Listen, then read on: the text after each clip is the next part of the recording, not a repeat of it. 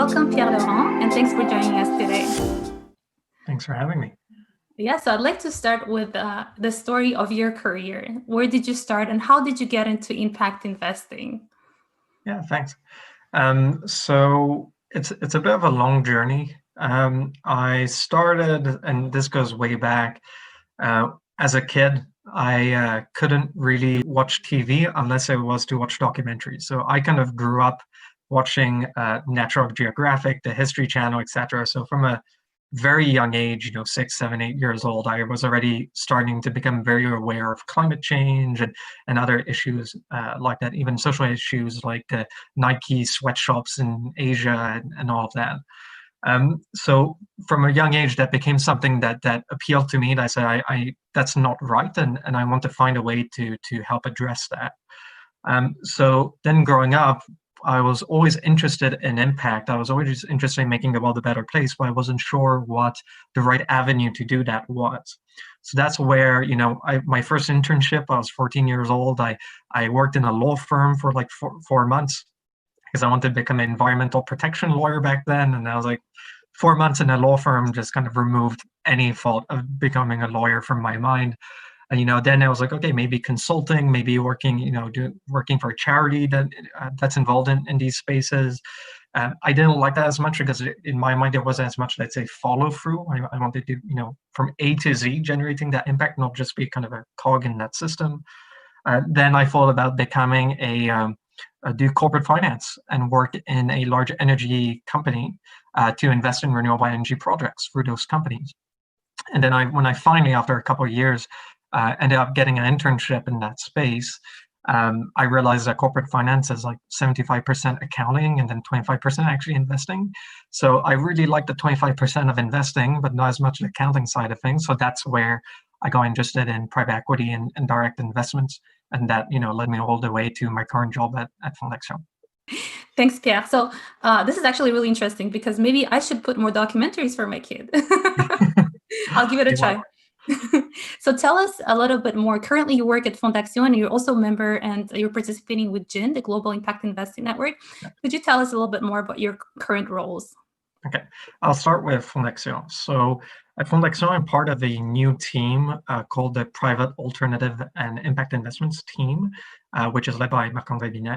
And as part of that team, my primary responsibility is for the creation and management of innovative impact vehicles. So, for example, that's like creating a carbon finance fund, like a sustainable, land trust, all these types of activities, which require quite a bit of elbow grease to create and set up. But once they're up and running, these are vehicles which attract, tens, if not hundreds of millions of dollars in order to generate the impact that they were looking to generate. On top of that, and these are more, my minor part of my role, I also work on doing fund-to-fund investments in impact, venture capital funds, et cetera, across Canada, and also do a couple of private equity direct investments as well in impactful companies. That used to be my primary responsibility, but with changes inside of Fondaction, changes to my role, that's now becoming a bit less and less of my responsibility nowadays. Then going to the GIIN. So the GIIN, the Global Impact Investing Network, they're the ones who literally created the name Impact Investing. So they're the biggest association and group for impact investing around the entire world. They have, I think, over 350 members in general. They have, I think their members represent, roughly, a couple $100 billion US. So it's pretty big organization. Before joining the Investor Council, and I'll quickly explain what that is, Fondaction, we became members, but even before that, I volunteered in different workshops and activities that they did. And one of my biggest contributions was working on developing the IRIS Plus standard, which was released in May 2019, which was a full revamp of the impact measurement and management pool that the GIIN had developed over the previous 10 years, roughly. Now, as of almost a year ago now, I joined, started representing Fondaction and joined the Investor Council.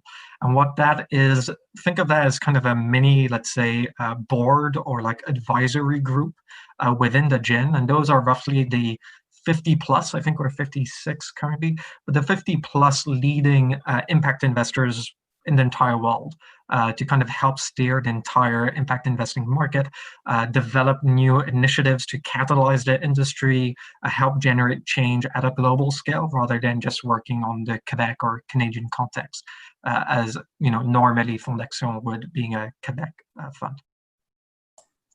Thank you, Pierre. So I'd like to ask you the next question, coming down to definitions in the space of sustainable finance.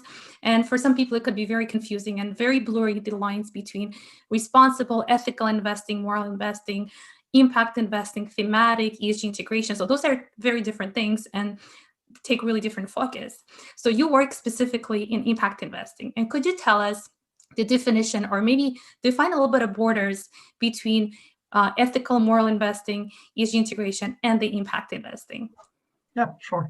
And I know you've talked about this a bunch before, Maria, so I'll also refer people to what you've said in the past. I would also refer people just to quickly Google, the responsible investing spectrum or something. That there's plenty of information out there that also helps clearly do that segmentation. But at a very high level, if I start all the way, on the left, thinking about that spectrum with ethical investing or responsible investing, there all you're doing is taking ESG factors as, let's say, a risk mitigation policy, or as, let's say, an exclusionary policy. So you're saying we do not want to invest in the worst ESG performing companies, or saying that we don't want to invest in certain industries like, gambling, guns, alcohol, tobacco, that type of stuff. The next step up from there is that's where you get into, socially responsible investing, some types of sustainable investing, etc. And there, people look at ESG as, let's say, an opportunity, as an added value to a company, because generally what you see there is it affects their, let's say, social license to operate, their, relationship with their customers and all their different, stakeholders that they're dealing with. And so investors in that type of investing look at it as an opportunity. That kind of, all that ESG part of it, they're really looking at, let's say, the operations of a business. What do they immediately control? What happens within their four walls or within their distribution chains, let's say. The skip when you go into impact investing, and just a note, all this is like tiers of a wedding cake. So if you're into, let's say, sustainable investing, you're still doing, negative ESG screening and all of that. When you're doing impact investing, you're still doing all of the ESG policies of, positive screening, negative screening, etc. You might have exclusionary policies, etc. But when you go into impact, there you have kind of a paradigm shift. There you're looking at companies who their core product or service that they're rendering actively contributes to solutions, actively contributes to attaining the sustainable development goals, to making the world a better place in general. So that's how, the big difference in how I define impact investing versus ESG investing. And Pierre-Laurent, so very often, unfortunately, still we get this association of sacrificing financial returns when we do ESG or sustainable finance. Could you tell us from your personal experience working for Fondaction for over 3 years now, is this really the case? Did you have to sacrifice financial returns when doing impact investing? Yeah. I'll start by saying I hate hearing that question every time, but it's a nail that eventually we're going to be able to get rid of that, because the beauty with ESG investing, impact investing is 10 years old, roughly, give or take a couple of years. ESG is roughly 20 years old, give or take a couple of years. Now, the fact is, it's no longer a matter of opinion when you talk about ESG. There are countless studies out there which show that ESG investing, investors that take into account ESG in their investment making decision process, tend to outperform, more traditional investors that don't take into account ESG. And there are countless studies showing that, where in, let's say, a bull market, when everything is going good, ESG investors perform as well as other investors generally. But when things are going bad, like the dot-com bubble in 2008, and even now with the COVID crisis, ESG investors are much more resilient than traditional investors. So for ESG, that shouldn't even be a question anymore at this point. And that's also why you're seeing so many investors around the world, which are, now transitioning to becoming ESG investors. Depending on which estimate you read, it's somewhere between 35 and 50% of global capital, which is invested based on ESG norms. That number is set to reach 70-75% by 2030. So when almost half of the entire planet is already taking into account ESG, that question doesn't apply anymore. For impact, that's another thing. For impact, it's a much shorter time frame, and the current COVID crisis is the first real crisis that impact investors are dealing with. So there aren't as many studies, and it's not as clear cut. What I would say is that impact investors are divided in two categories. You have some impact investors which intentionally target lower returns. Now, these are often governments, development institutions like FinDev Canada, if I take example here in Canada, and foundations and all of that. So that it's normal that they underperform, but they only represent a third roughly of global impact investing capital. The 2/3 remaining are people like me, like Fondaction, which actively look for market rate, if not above market rate returns. And in our case, I would, invite people to look at Fondaction's, performance since the COVID crisis. But we performed quite well. Our portfolio has been incredibly resilient based on this current crisis. In normal times, over the past 10 years, we've performed quite well as well. I would say at a comparable level with other institutions of our class. So overall, my belief is that it performs as well. And if I look at my personal portfolio and transactions I've worked on, without going into any exact numbers, we have a couple of impact investments which we've created and managed, or impactful companies that we've invested in, which actually significantly outperform even market rate returns. Because impact investing, having that mindset and that lens has allowed us to, let's say, identify market opportunities that no one else really has, and has allowed us, therefore, to generate much higher returns because we don't have any competition. And if we think back to, let's say a year ago, before everyone was thinking about COVID, the first thing that everyone would have told you was because of 10 years of low interest rates, there's too much capital in the market. Everyone is competing to be able to invest in the same companies, and you have incredibly high valuation rates, etc. So when you're able to identify opportunities that no one else is, then there you get back to, let's say, normal, valuations or opportunities versus, let's say a Tesla of this world, which is trading at incredibly high multiples nowadays still. Got it. So talking about trade-offs, now if we look at specifically ESG, so environmental and social, let's say, factors, when you do your assessment, so we understand the financial assessment, financial valuation, due diligence, that's the classical standard things.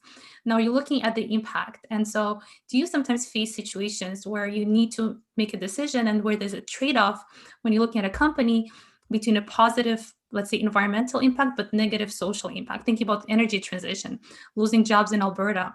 So situations like this, is this something that you need to deal with, and how do you deal with them? Yeah, that's a very good question. It's hard. That's why we're not replaced by robots anytime soon. If you're looking at it from, let's say, just a purely single, investment, let's say I'm going to invest in this specific company, and there you go. There are trade-offs, and that's kind of always inevitable.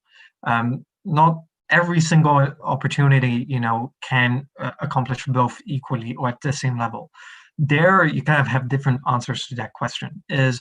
First of all, what is your, let's say, theory of change, and what impact are you trying to generate, or negative impact that you're trying to mitigate through your investment? So what's your thesis there? If you're a fund purely dedicated to, let's say, climate change investing, then obviously you're going to prioritize environmental over social if there is a compromise to be made. If you're more, let's say, of a general impact or ESG type investor, on a per investment basis, you can't, have your cake and eat it sometimes. So that's where, the way of addressing that is from, let's say, a portfolio perspective. So maybe, let's say, you have an investment which has plenty of environmental impact, positive impact that you're trying to generate, but has a slight, a non-deal breaker, let's say, social aspect to it. Then in that case, you might want to try to offset that on the other end with another company, another opportunity, which kind of has an outsized social impact that kind of helps offset the impact that you're having there. So that on a portfolio level, you're still having overall positive impact on all of those aspects. Another way to address that, another question is, that's the big difference between, let's say, green finance, and I use that as a term not just for environmental impact, but overall impact. But it's the expression between green and what we call greening finance. So let's say you have a company or an opportunity that scores very high on E, but doesn't score so well on S. Well, maybe what you can do as an investor, if you're an active type of investor, which we are, and I am, you can develop a engagement strategy with that company or with that project or whatever to improve their S score, let's say. That's for me is one of the big reasons why I chose to work in private finance versus public markets, because you do have that opportunity to actually get stuck in and help move the needle on these issues. So those would be the two ways to address it. And for me, it's not either or. You kind of do both simultaneously. And so could you give us a little bit more specific maybe view of what kind of companies you value? Maybe give us a couple of examples of maybe one environmentally focused and one socially focused investments that you worked on analyzing, and what does the whole process look like? Yeah, so I have a pretty cool job nowadays with the creation and management of funds. So I'll talk about that a bit, because I think that that's quite different from what quite a few other people know already. If I start with, let's say, environmental, Fondaction is very active in everything to do with climate change. And as part of that role, a couple of years ago, so if I go back further, we helped create an entity called the Coop Carbone, in French, the Carbon Co-op, which facilitates, let's say, environmental attributes, greenhouse gas emission trading here in Quebec. And with the Coop Carbone, we then created a fund, the first carbon finance fund in Canada, and maybe, but don't quote me on this, the first in North America, called Inlances. And what that has allowed us to do, that was a very long process. If I look how we got to there, we first had to create the carbon co-op. We then had to become very familiar with carbon markets in North America, which I don't know about you, Maria, but that's a very hard market to learn, and not that many people know that much about it. So we had to become experts in that, and then we had to build a team to invest in that market. We had to then start deploying that capital, finding opportunities. Managing a fund is not easy. And now we're at the point where, the first fund, which was a pilot fund, has been incredibly successful. And we're in the process of starting, and preparing for a second fund of that type, a much larger fund in which we'll have external investors coming in. If I look at the social aspect of things, it's a similar process as well. We created here in Montreal, actually, at the region of Montreal called the Technopole Angus, we created a sustainable land trust. And the goal there, by working with the Société de développement Angus, which Fondaction has a very long history with, for over 15, 20 years now, what we did is that whole area is now, let's say, self-owned. It's not owned by, Fondaction, SDA, or anyone. It's self-managed. And the goal of that land trust is that once it becomes fully financially independent by paying off its loans, etc., it will generate a certain amount of profits every year, which it has the fiduciary duty to reinvest, in order to generate social impact, whether that be, affordable housing, a low cost, access to medicine, nurseries, free nurseries for people, etc. So both of those are really cool and interesting to work on. And there's a bunch of others as well in the pipeline, but they're not public yet, so I won't talk about those. Yeah, that's really interesting, because very often when we think about climate solutions, we think about clean technology, right? And you're talking now about financial engineering, the carbon tax, carbon credits market, where you could also generate impact. And it's a completely different, a very financial way to approach investing in solution creation. So that's really great to hear about those stories. And I want to actually turn a little bit more to you as a person and maybe ask a few more personal questions. So one of them is, would you share with us which one of the Sustainable Development Goals, so there's 17 goals defined by the UN, which one of them is closest to your heart and why? So I took SDG training, almost 6 years ago, and we're told that all the SDGs are equal, and we love them all. But if you really force me to pick one, I'm going to cheat and I'm going to pick two. The first one would be SDG 15, which would be life on land. And then the other one is SDG 17, which I think is the one which is often overlooked, and that's partnership towards the goals. So why did I find those interesting? I'm very lucky to be, I'm originally Mediterranean born. I spent my summers in the south of France, Italy, Spain, etc. And nature is a beautiful thing, and I want to preserve that. I want to be able to preserve that nature. So that's why for me, life on land, when you hear stories like, and that we're undergoing the largest or the third mass extinction event in the history of this planet, that's huge. There are countless species which are disappearing every single day, every single year. There are animals which we can say that we have the privilege of knowing that, for example, your kid, or eventually if I have kids, might never hear of. And I find that incredibly sad. I think that that's something that we need to protect. And then SDG 17, the reason why I picked that one, that's more about, let's say, my approach to addressing the SDGs. And I thought it was worthy to mention that is because oftentimes people think it's a one-person show, but it's impossible. It will be impossible to achieve the Sustainable Development Goals, and make the world a better place if we don't all collaborate and work together. Some of our spectators are thinking about how can they actually make a more impactful shift in their career, other than just doing, on a personal level, or recycling and being more conscious about their consumptions. What can they actually do to make a positive change in their jobs? And so a lot of them are already past the university, right? So they're already working. Where can they start? Where are there any training programs? How can we get into impact investing, volunteering? Could you give some tips on somebody who'd like to shift into that journey? Of course.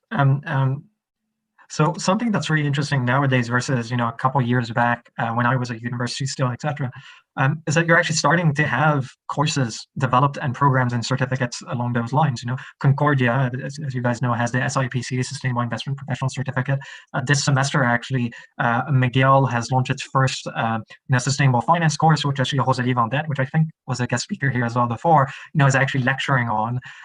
You have tons of these different opportunities. So you don't have to go for, let's say, a full, bachelor's or master's in sustainable finance, although those are starting to appear.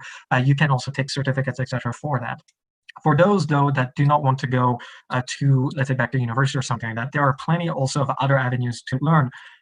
For example, the PRI for ESG has the PRI Foundation. You have some great courses there. You have the SASB, Sustainable Accounting and Sustainability Board. I said sustainability twice, but whatever. But SASB has a program there. The GIIN through Iris Plus has tons of learning materials. When I started working in impact, what took me, half a year to learn, people can do nowadays, within a week. Just kind of combing through all the different studies and going through Iris Plus, et cetera, published by the GIIN, by the Impact Management Project, and just getting to know the SDGs. So I would say it's significantly easier if people want to learn the content now than it was even a year or two ago. Then the next step, also on top of that, for those who might have, let's say, the conceptual knowledge, nothing kind of replace actual, let's say, practical experience, in my opinion. So from there, for people looking for practical experience, you have, let's say, if you're still a student, you have organizations like, let's say, the Montreal Social Value Fund, which I'm very happy to say that I'm a member of their investment committee, which every year they have roughly 10 to 12, let's say, associates, which actively manage a fund which invests in, let's say, social purpose organizations here in Montreal. And you have other organizations of this type across Canada. You have one in Calgary, one in Vancouver, one in Toronto, etc. You have a bunch of other, let's say, funds and organizations like that, which are actively looking for people to kind of get involved. You also have here in Quebec, you have the, I don't remember the exact name, but it's the Quebec Responsible Investing Group, something like that, which is also, that's a volunteer thing. Anyone, you don't have to be a student. I think you pay like $50, $60 a year. And what you do as part of that is you work within a team of other people and you do, let's say, sustainability due diligence on a public company and prepare a full report, investment report on these companies, which are then, let's say, reviewed by professionals in the space that then give their feedback. That's a wonderful opportunity. And then finally, the final thing that I would say is, most of us, unless you're still burdened with tons of student debt, but most of us at some point will start investing our own money. And, I would recommend people with their own money to start looking at where it's being invested. If you're just, investing in an index fund tracking the S&P, good for you. But you have other ways, to look at different, let's say, ETFs or different indexes, which, for example, have lower carbon emissions, others which generate the impact that you're looking for. So just in your own life, doing due diligence on stocks, on ETFs, on whatever, is also a very good way to practice. And on the final point that I'll say about that is that there was a study when we were invested in a company called CoPower, which we exited a little while ago. But there was a study that we conducted through CoPower, which looked at the carbon emissions of different everyday activities. For example, recycling, etc. And there's, not taking air travel, other types of stuff like that. And I think we've all heard at some point in our life that the, shocking headline that the best thing that you can do for sustainability for the environment is not have a kid. But the truth is, when we did that study and we did our research on that, But this dates back to a little while ago. I think it was in 2017. But what we found was, if you're looking from a pure, let's say, greenhouse gas emissions reductions, what really the biggest impact that you will likely have in your lifetime is not having a kid. That's the second largest. The biggest one is where you invest your retirement savings and where you're investing your capital. From what I remember, if someone with $500,000 in the market, which is fairly middle class, upper middle class, quite a few people will get to that point sometime in their lives. That significantly outweighs even the greenhouse gas emissions of having a child. So there's one thing that people can do, even if it's not a career shift, if they're not able to do that. If there's one thing I can tell people to do, is watch where you invest your money, watch where you're putting your retirement savings, and make sure that that is aligned with your values and the impact that you want to have on society and on this planet. Thank you, Pierre-Laurent. And I want to actually add one resource that I came across. It's called Impact. It's a startup, we could say maybe a couple of years in the business. Have you heard about that? Yeah, Impact Finance in Montreal, right? No, that's another one. So it's Impact. The French one. Yes. The French one, yeah. They hire freelance impact analysts. It's a free certification process, and then you can actually create impact notes, and you get paid like a 30 euros fees for each impact note. So I thought it was a really interesting way to also gain experience, actually learn about how do you analyze different impacts, and also drop the resource in the link to that company. It was really a pleasure speaking with you, Pierre-Laurent. It was really interesting to discover this kind of a journey that you went through and how finance is making a difference, not just financially, but also in terms of the impact. Wish you all the best in your journey. Hope to see you around. Happy holidays. Stay safe. And thanks for having me, Maria. Bye.